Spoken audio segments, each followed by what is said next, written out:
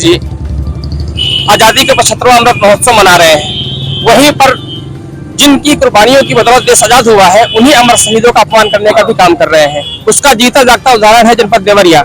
जनपद देवरिया में 14 अगस्त 1942 को मात्र 13 वर्ष 4 महीने की अल्पावस्था में प्रजापति रामचंद्र विद्यार्थी जी ने अंग्रेजों का झंडा निकाल करके देवरिया तहसील से फेंका था और तिरंगा झंडा फहराया था। उनकी स्मृति में वहां पर संग्रहालय और पार्क बना हुआ था, जिस संग्रहालय परिसर पर उत्तर प्रदेश की भाजपा सरकार पर्यटन विभाग का ऑफिस बना रही है, जिसके विरोध में शहीद सम्मान रथ यात्रा निकाली गई है। और जब हम लोग शहीद सम्मान रथ यात्रा लेकर के निकले हैं तो हमें सभी शहीदों के सम्मान की बात करनी होती है। हम लोग जब गोरखपुर पहुंचते हैं तो गोरखपुर में अमर शहीद होने वालों में यादव समाज के भगवान आहिर जी, अब्दुल्ला जी, नजर अली जी, मेघू अली जी, लाल मोहम्मद जी जैसे तमाम SC ST OBC समाज के लोग वहां पर शहीद हुए, पर उनका इतिहास में कहीं नाम नहीं है। ठीक इसी तरीके से जनपद कुशीनगर में अंग्रेजों भारत छोड़ो आंदोलन के अंतर्गत शहीद होने वालों में बाबूलाल कुशवाहा जी, पर उनका भी इतिहास में नाम नहीं है। हम लोग जब लखनऊ पहुंचते हैं तो लखनऊ में वीरांगना उदा देवी पासी जी, जिन्होंने 36 अंग्रेजों को गोली मारा था और वो वहां पर शहीद हुई थी, पर उनका भी इतिहास में वर्णन नहीं है।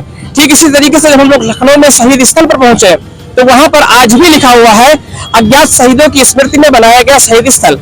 सवाल उठता है कि आप आजादी के 75वां अमृत महोत्सव मना रहे हो और आपको यह भी नहीं मालूम है कि कौन लोग किस शख्स ने देश की आजादी के लिए अपना सर्वोच्च बलिदान दिया है।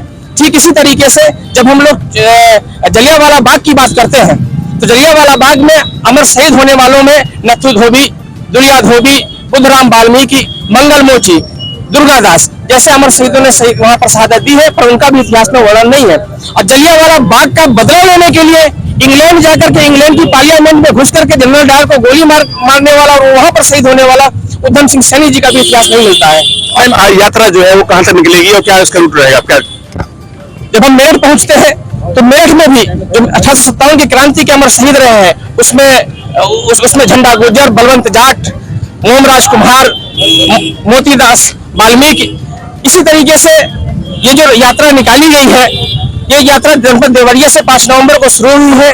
उत्तर प्रदेश के सभी 75 डिस्ट्रिक्ट्स में होते हुए जनपद देवरिया में ही 5 दिसंबर को इसका विशाल जनसभा के रूप में समापन होगा।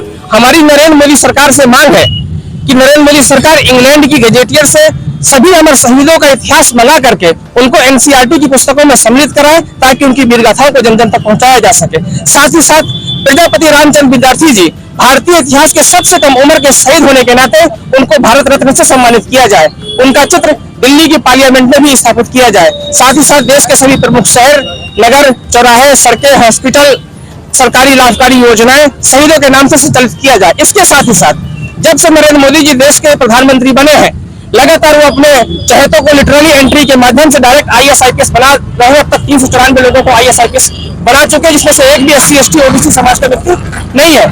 हमारी नरेंद्र मोदी सरकार से मांग है कि जिस घर के सदस्यों ने अपना सर्वोच्च बलिदान देते हुए भारत की आजादी में शहीद हुए हैं, उन सभी अमर शहीदों के परिवारों को भी लिटरली एंट्री के माध्यम से उनको IAS IPS बनाया जाए।